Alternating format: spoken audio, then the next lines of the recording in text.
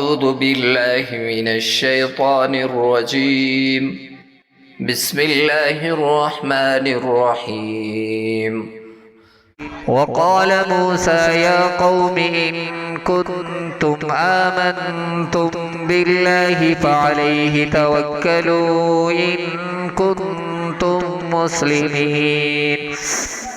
فقالوا على الله توكلنا ربنا لا تجعلنا فتنة للقوم الظالمين ونجنا برحمتك من القوم الكافرين.